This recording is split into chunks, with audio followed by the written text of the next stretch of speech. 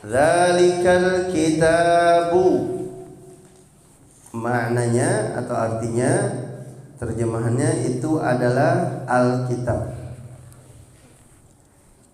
Kitab di sini sama dengan yang ditulis, ya. Baik berupa gambaran atau ukiran yang menunjuk adanya suatu makna ataupun pengertian tertentu. Yang dimaksudkan dengan Alkitab di sini adalah Al-Qur'an yang dijanjikan oleh Allah bahwa kitab itu diturunkan untuk mengukuhkan risalah dan sebagai pedoman bagi Nabi kita Muhammad sallallahu alaihi wasallam dalam memberikan bimbingan dan petunjuk kepada umatnya yang menghendaki kebenaran, kebahagiaan dunia dan kesejahteraan akhirat. Dzalikal kitabu adalah Alkitab yang tersurat memberi pengertian bahwa Nabi sallallahu alaihi wasallam hanya diperintah menulis Al-Qur'an, tidak yang lainnya. Ketika penggalan dzalikal kitabu diturunkan, Al-Qur'an memang belum ditulis tuntas. Namun hal itu tidak menghilangkan petunjuk bahwa Al-Qur'an akan tertulis seluruhnya. La raiba fihi, maknanya yaitu tidak ada yang diragukan isinya. Maksudnya tidak ada sesuatu pun isinya yang dapat menimbulkan keraguan bagi orang yang memperhatikannya. Semua isinya adalah benar-benar wahyu Tuhan yang mencapai puncak retorika atau balaghah dan mustahil bisa ditandingi oleh siapapun. Allah menegaskan kebenaran bahwa Al-Qur'an datang darinya, yaitu dari Allah, dan kebenaran petunjuk-petunjuknya tidak dapat diragukan. Itu makna la raiba fi. Demikian pula ketinggian susunan bahasa dan sastranya. Tidak ada seorang pun yang sanggup membuat susunan dan gaya bahasa yang mendekati kefasihan dan kebalaghahan Al-Qur'anul Karim.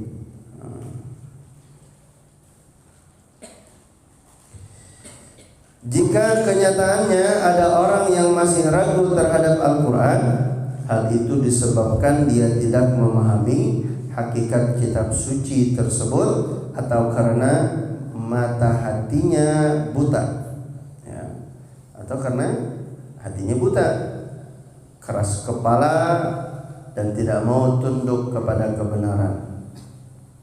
Ini misalkan ada orang yang masih meragukan Al-Qur'an, berarti dia hatinya buta, keras kepala dan tidak mau tunduk kepada kebenaran. Orang yang tidak mau tunduk kepada kebenaran berarti dia sombong. Nah, nanti ada ayat selanjutnya menjelaskan sifat-sifat orang munafik, ya. Mereka itu lebih tertarik mengikuti hawa nafsu atau akibat terbelenggu oleh sifat taklid, yaitu mengikuti tanpa sikap yang kritis kepada orang-orang tua dan masyarakat sekelilingnya. Nah, ini maknanya mereka itu mungkin mereka mengakui Al-Qur'an. Iya, Al-Qur'an itu benar kan? Akan tetapi mereka tidak mau tunduk dan patuh kepada aturan Al-Qur'an, baik itu perintah maupun larangan. Sebab apa? Sebab mereka hanya mengikuti hawa nafsunya saja, atau terbelenggu oleh sebab taklid. Taklid itu mengikuti tanpa sikap kritis. Taklid buta, ya. Kepada siapa? Kepada orang-orang tuanya.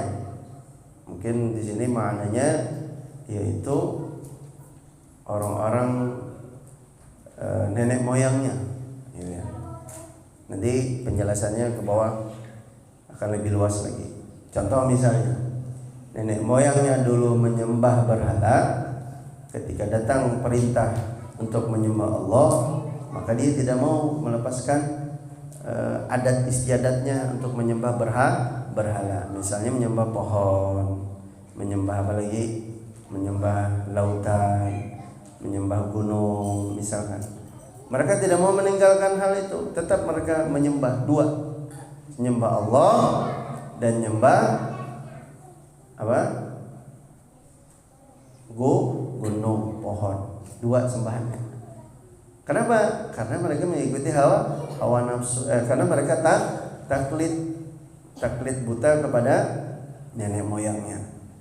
Nenek moyang dulu nyembah pohon, nyembah berhala, nyembah batu. Mereka nggak mau bilang berhala. Nyembah batu, nyembah pohon, nyembah lautan, nyembah gunung. Tapi mereka juga mengakui, ya Tuhan kamu siapa? Ya Tuhan saya Allah. Terus kenapa kamu nyembah pohon? Ya itu kan karena nenek moyang saya dulu melakukan hal itu. Terus kenapa kamu juga menyembah gunung? Ya karena nenek moyang saya juga begitu. Kenapa kamu menyembah lautan? Ya saya ngikut nenek moyang saya dulu. Nah, itu berarti dia namanya apa itu? Taklid. Paham makna taklid? Bisa jelaskan ya? Taklid buta. Taklid itu mengikuti tanpa ada pemikiran yang kritis. Harusnya kan dia berpikir, lah kan saya sudah menyembah Allah, menyembah Allah semata, tidak ada sesembahan selain Allah. Terus kenapa saya menyembah pohon, menyembah gunung? Bukannya Tuhan saya itu hanya Allah? Allah sifatnya apa? Qidam, sedangkan gunung hudus. Allah sifatnya qidam. Dahulu sudah ada sebelum diciptakan gunung. Kenapa saya menyembah pohon? Seperti itu. Itu pemikiran kritis itu seperti itu. Kenapa saya menyembah gunung, menyembah pohon, menyembah lautan? Sedangkan gunung, lautan, pohon itu dia makhluk ciptaan Allah. Itu namanya kritis. Itu kritis juga itu. Paham dong? Nah, nanti kita belajar lanjutannya sifat 20 itu seperti itu. Nah, makanya sifat 20 itu Ustaz ajarkan supaya kalian mengenal Tuhan kalian, kemudian supaya keimanan kalian kuat. Nah, dan supaya misalkan ada orang yang mengaku jadi Tuhan, orang ini berarti kan makhluk nih. Kalian sudah tahu, oh dia bukan Tuhan, karena sifat Tuhan itu sifat wajib bagi Allah itu dia tidak sudah dahulu dibandingkan si orang tersebut. Orang tersebut dia hudus atau dia baru. Berarti dia makhluk dia. Makhluk itu artinya makhluk itu yang diciptakan. Makhluk itu yang diciptakan. Siapa yang menciptakan? Khaliq. Yang diciptakannya apa? Makhluk. Gitu. Paham tuh? Sampai di la raiba fi hudal lil muttaqin, artinya petunjuk bagi orang-orang yang bertakwa. Apa maknanya? Maksudnya apa? Al-Quran adalah petunjuk dan penuntun menuju jalan yang benar, petunjuk bagi orang-orang yang bertakwa. Maksudnya yang menuntun ke jalan yang lurus disertai pertolongan dan bimbingan atau taufik untuk melaksanakan hukum-hukum Al-Quran. Nah, itu maknanya. Jadi petunjuk bagi orang bertakwa maksudnya menuntun kita nih manusia ke jalan yang lurus serta disertai pertolongan dan bimbingan dari Allah Ta'ala untuk melaksanakan hukum-hukum Al-Quran. Kalau bagi orang yang tidak bertakwa, Al-Quran hanya menunjukkan ke jalan-jalan kebajikan saja.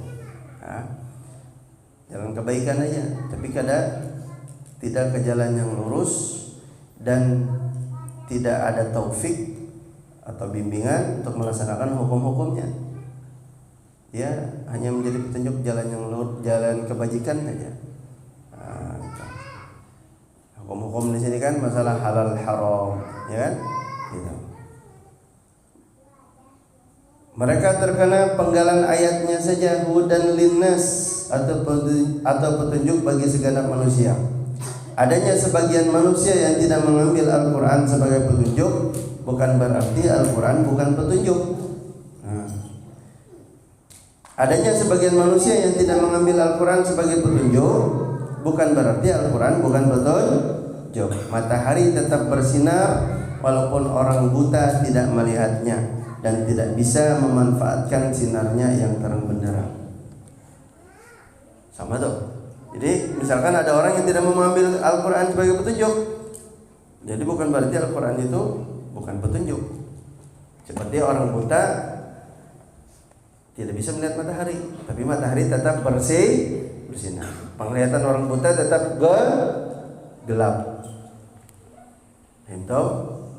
Sampai di sini penjelasan Ustaz.